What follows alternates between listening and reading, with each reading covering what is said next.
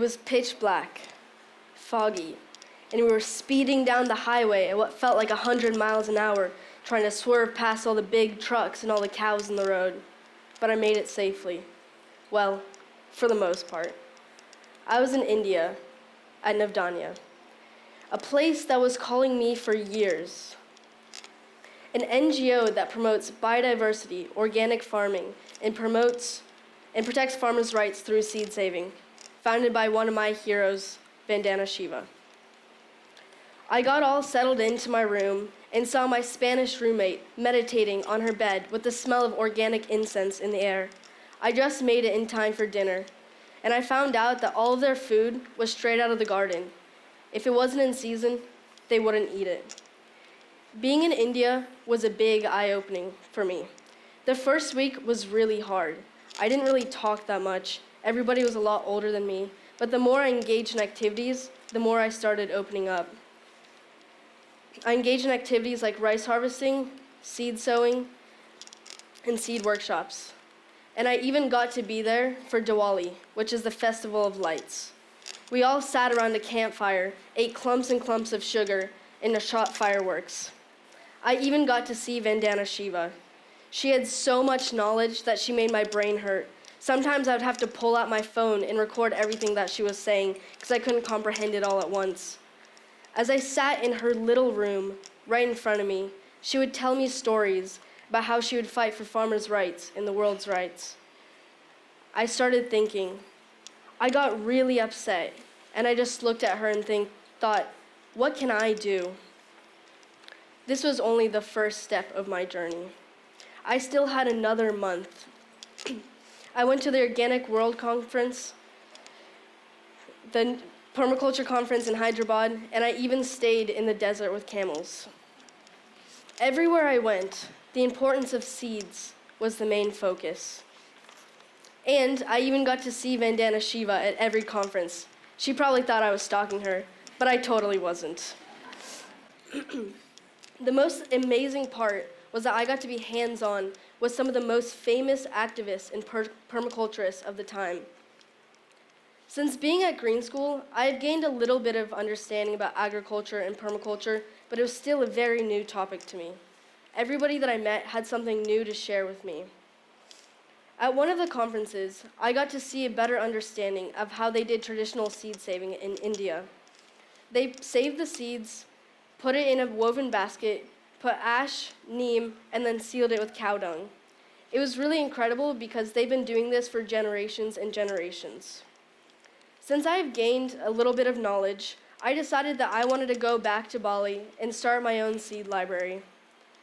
But I didn't have enough local knowledge, so I decided to work with a group called EDEP.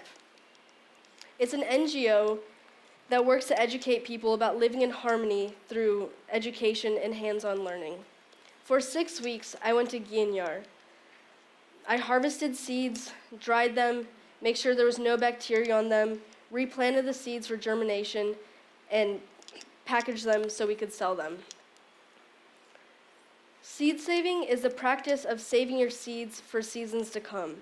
It has been happening for over 12,000 years, before all of this technology and the Green Revolution. When getting into seed saving, we need to realize the importance of the seed.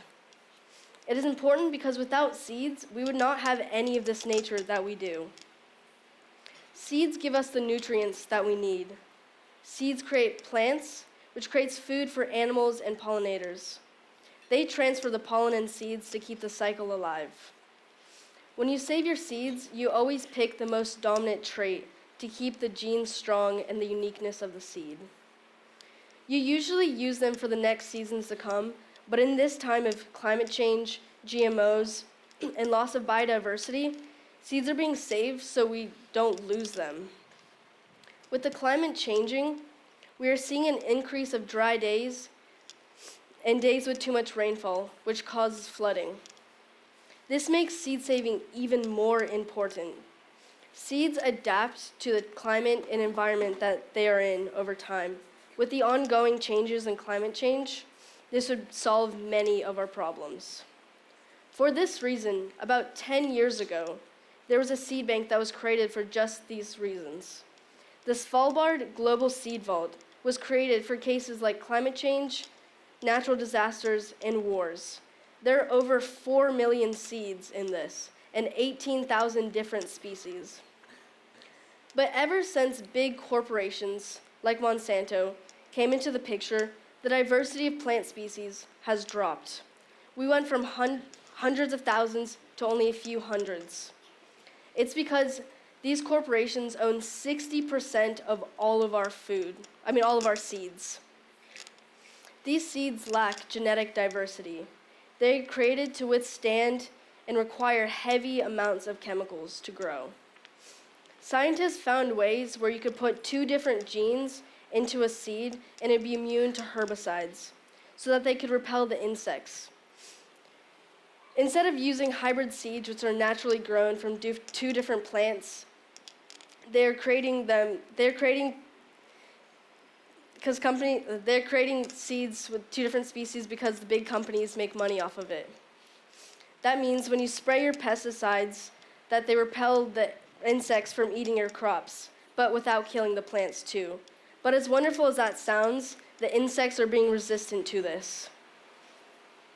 So that means they're still getting to the plants and eating them. When you purchase these seeds, you also have to purchase the chemicals that go with them. They're trying to take away the rights of the farmers by forcing them from organic farming to conventional.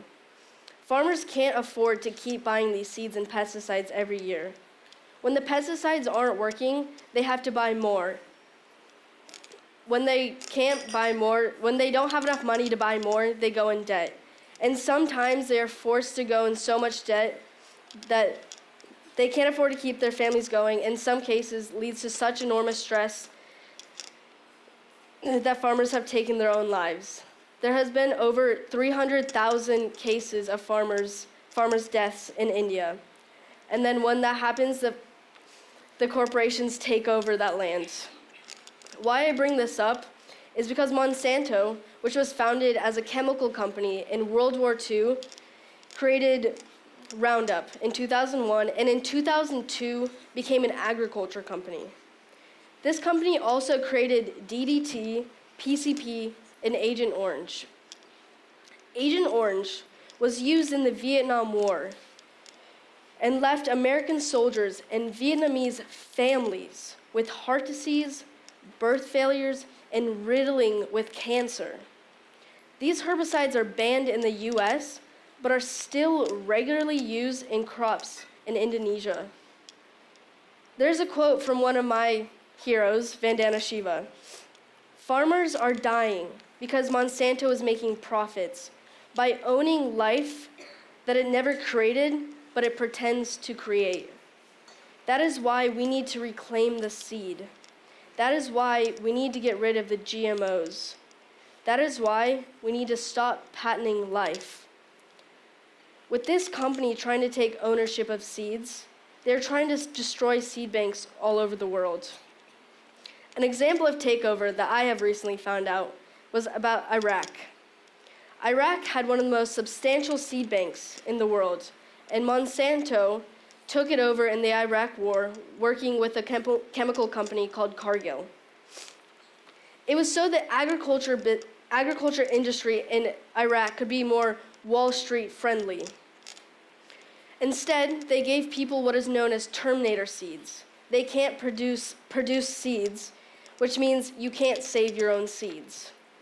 And they're also patented by Monsanto, which means he can sue you for trying to save your seeds or share seeds with other people.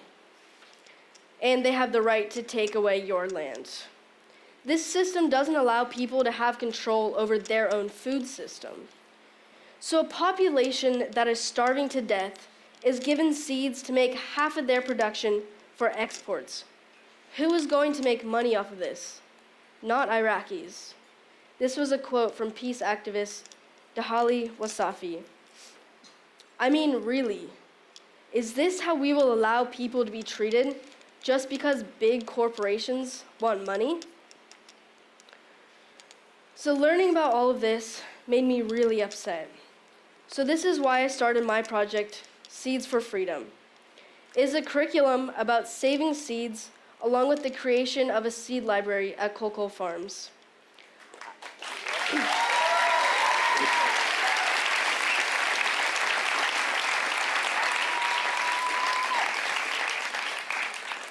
I spent 6 weeks teaching a class with Ibu Jackie. We spent that time reading seed stories, working with gardeners, harvesting plants, saving seeds, and learning about the anatomy of flowers. We went to all the gardens, collecting all the plants around campus. We did some guerrilla gardening where you throw seeds out and let them grow.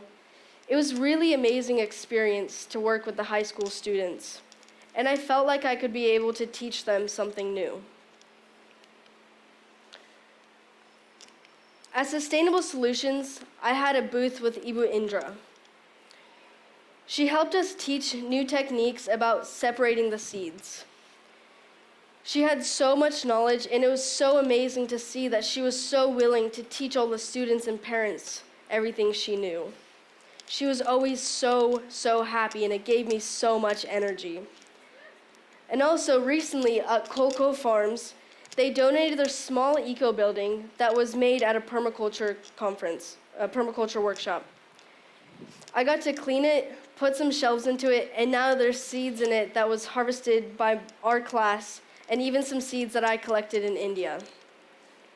I plan on working on this project after I leave green school so I can make sure that my project stays alive. So the conversation about whether GMO seeds are going to be the future kept popping up very frequently. Are they going to save the world? And I just want all of you guys to think for 1 second. When you inject pesticides into your food, into our soil, and then eat it, is that really healthy?